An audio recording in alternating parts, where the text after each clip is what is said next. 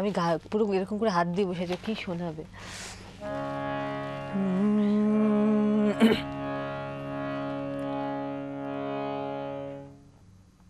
আহা তোমার সঙ্গে প্রাণের খেলা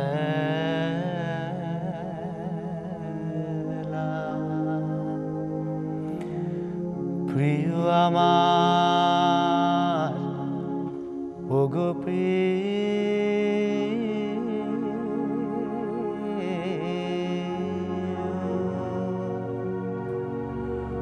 বড় উতলা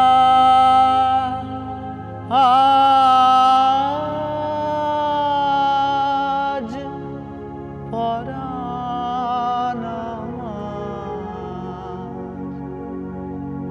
খেলাতে হার মানবে কি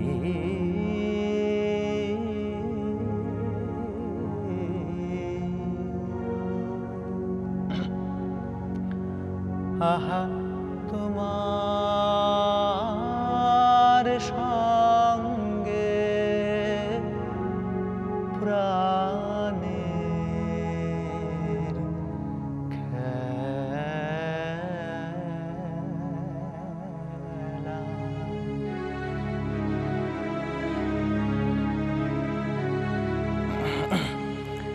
কেবল তুমি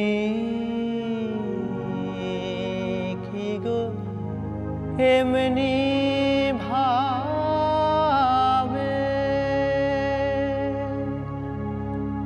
রাঙিয়ে মোরে পালিয়ে যাবে কেবল তুমি কি গো এমনি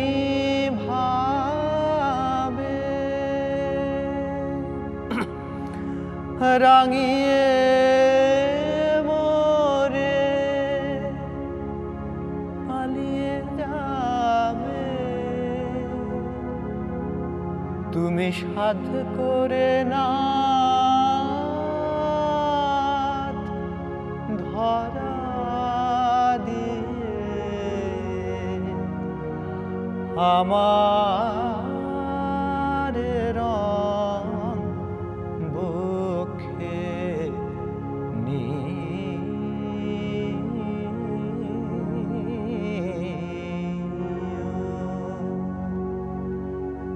এই হৃদ কমলে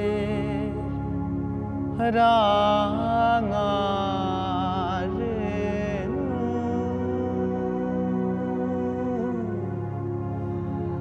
রাঙাবে মোর উত্তরী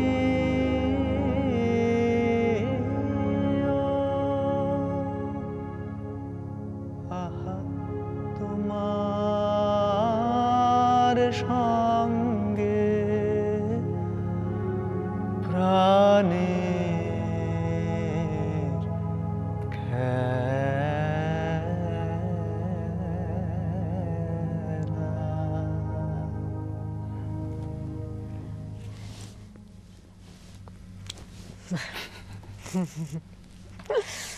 বন্ধু কে আছেন? হ্যালো হ্যালো হ্যাঁ হ্যালো হ্যাঁ আমি ঢাকা থেকে শিখা।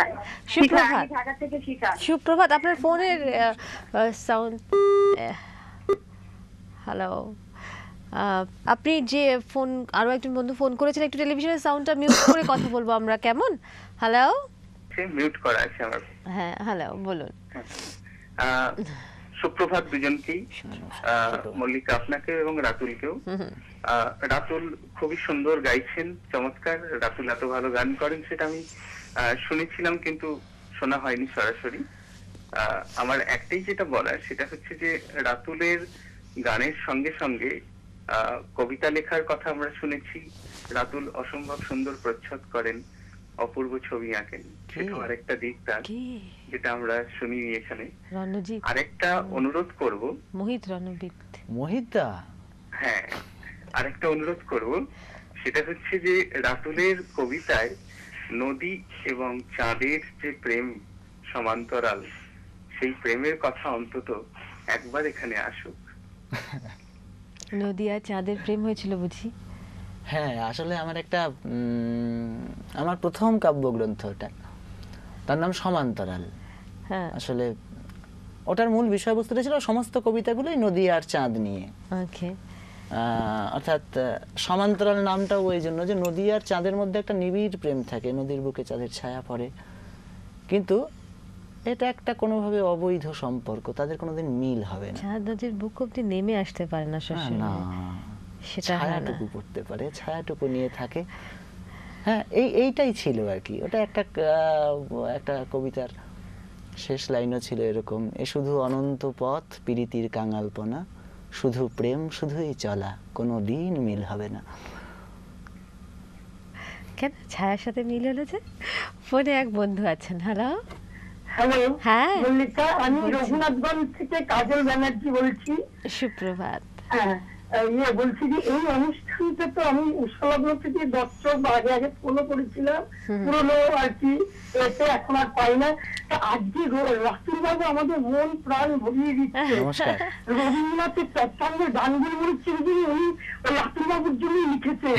বাবা। এত মন প্রাণ ভরে যাচ্ছে তোমার সঙ্গে সঙ্গে, আমরা এখানে গান শুনতে কেঁদে উঠছি।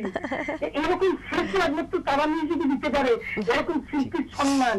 আমি তারা মিউজিককে কি বলে যে কৃতজ্ঞতা জানাবো আমি ভেবে পাচ্ছি না, আমার অন্তর্জন শ্রদ্ধাত হয়ে যাচ্ছে একদম। এরকম শিল্পীর আবিষ্কারে। একদম। আমি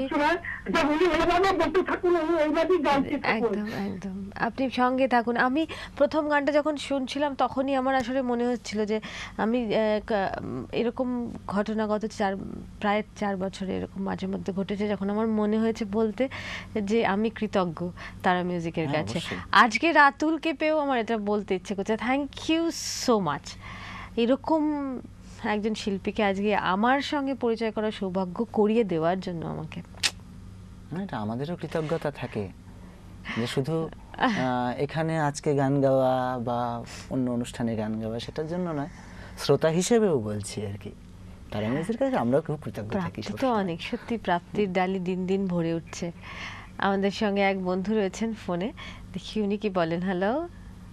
হ্যালো, হ্যাঁ, মল্লিকা নাকি? মল্লিকাই তো বলছি। সুপ্রভাত। আচ্ছা আচ্ছা, ভীষণ ভালো লাগে তোমাকে তুমি বললাম ভাই। হ্যাঁ, নিশ্চয়ই নিশ্চয়ই। আমি গুয়াহাটি থেকে বলছি। হ্যাঁ হ্যাঁ, বলুন বলুন। আমি মানে এত ভালো লাগে তোমাদের প্রোগ্রামটা, না একদম নেশা ধরিয়ে দিয়েছে। হ্যাঁ, আর রাতুলকে তো আবিষ্কার করলাম আগমনী গানে দোহারের সঙ্গে। হ্যাঁ। হ্যাঁ, তখন থেকে কানে তোমার আওয়াজটা লেগে গেছিল। আজকে মানে এত ভালো লাগছে কি বলবো ভাই, তুমি অনেক ছোট আমার থেকে। হ্যাঁ, এত ভালো লাগছে, আশীর্বাদ রইলো, তুমি মানে অনেক আশীর্বাদ বড় হবে। করবেন। হ্যাঁ হ্যাঁ। ভাই, গুয়াহাটিতে আসবে, আমাদের গুয়াহাটিতে অনেক হ্যাঁ, অবশ্যই যাবো। অনেক গানের সমঝদার আছেন, ভালো লাগবে। হ্যাঁ, অবশ্যই যাবো। নিশ্চয়ই নিশ্চয়ই, একদম। এমনিতেই খুবই উষ্ণতা ছিল না আমন্ত্রণে, হ্যাঁ, সুতরাং আমাকে তো আপনি অবশ্য বলেননি। তো রাতুল যাবেন। আমার একটা হিংসেও আছে, সেটা আমার একটু হিংসে হয়েছে।